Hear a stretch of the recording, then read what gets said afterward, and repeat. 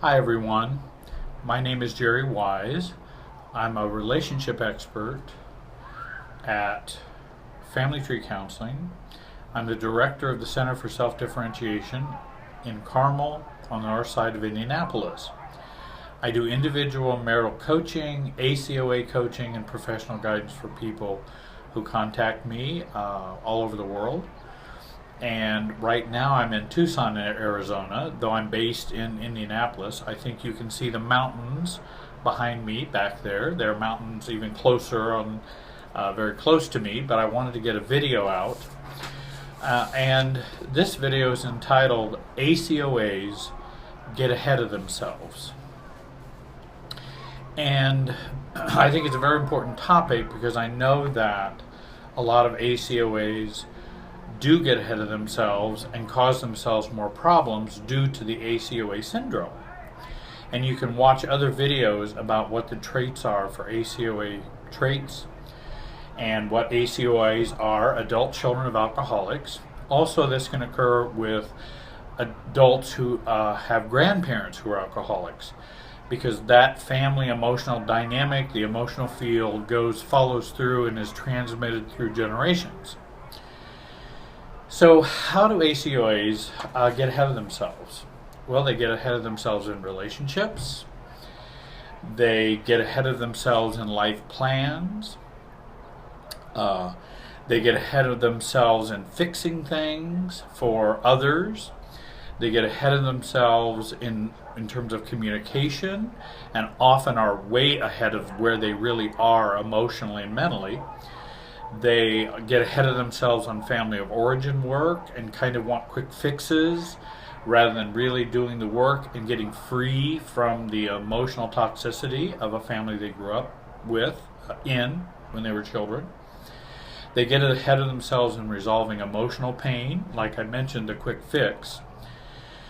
They get ahead of themselves in over-trusting others and under-trusting others. And again, they're 2 steps ahead of where they should be, trying to get that done. Their life is not in sync, is kind of what this video is about. ACOAs get ahead of themselves in getting upset and upsetting the calm and the normalcy of life and stability. They kind of get ahead of themselves and cause more drama for themselves than they need or deserve. They get ahead of themselves in jumping to a victim mentality, which we talk a lot about here at Family Tree. ACOAs get ahead of themselves in confusing love and pity, which often is common. They get ahead of themselves in their fears of losing control and being in control.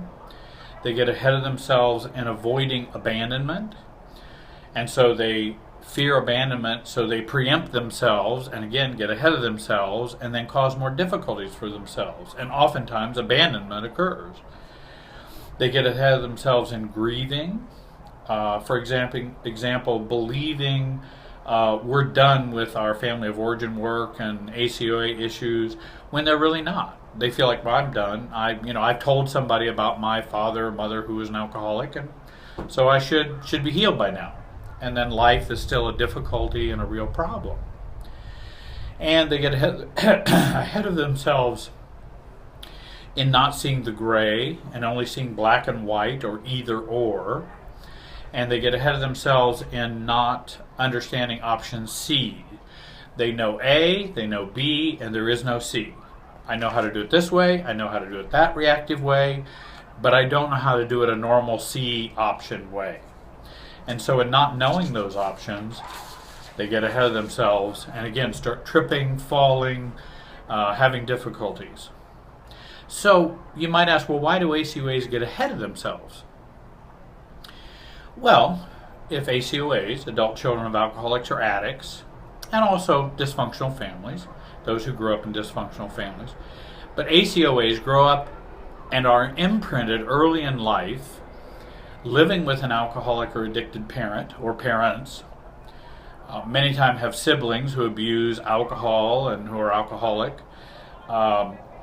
People will write to me and say, well, my home wasn't exactly like you described, I do understand dysfunctional home life can vary widely, and I understand that. Every ACOA doesn't go through the same experience.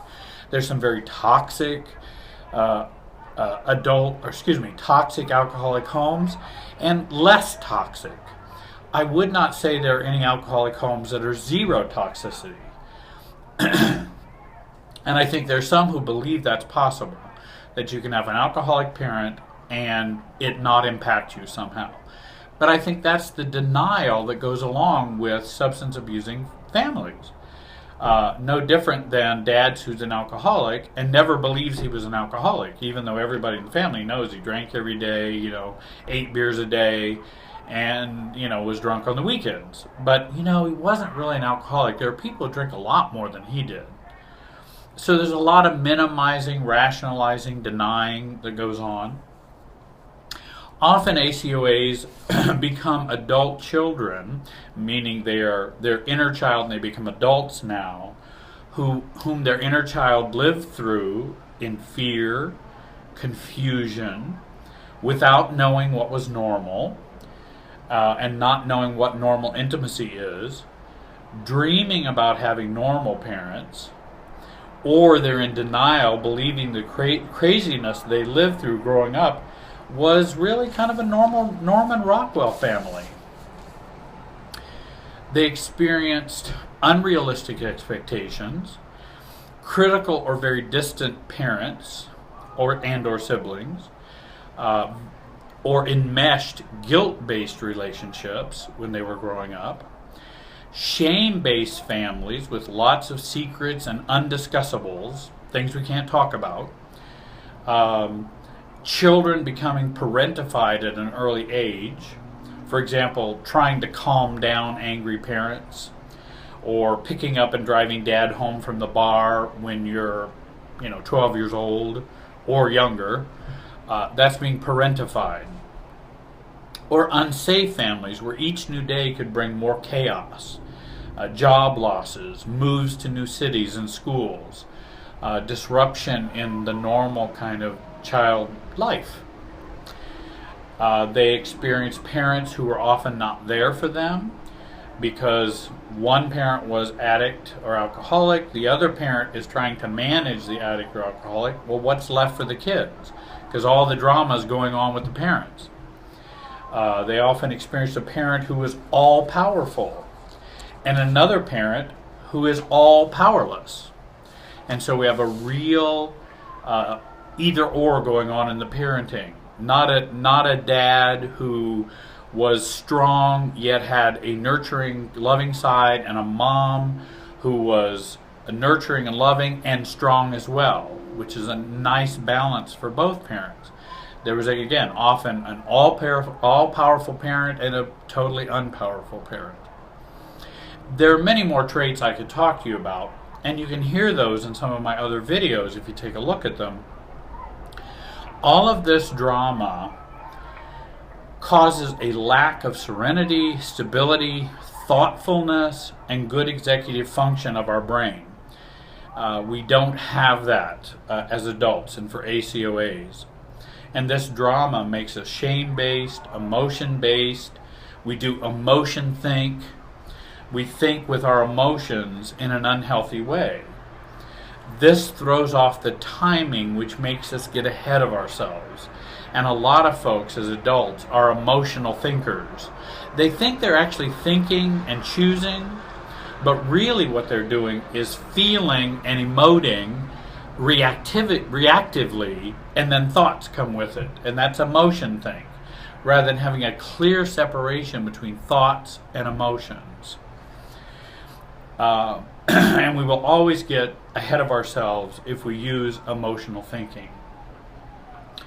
Now, I'm not saying emotions are not important, or that learning and unfreezing emotions for ACOAs is not critical. They are very important, and emotions are very important. It's just they're not a good thing to think by.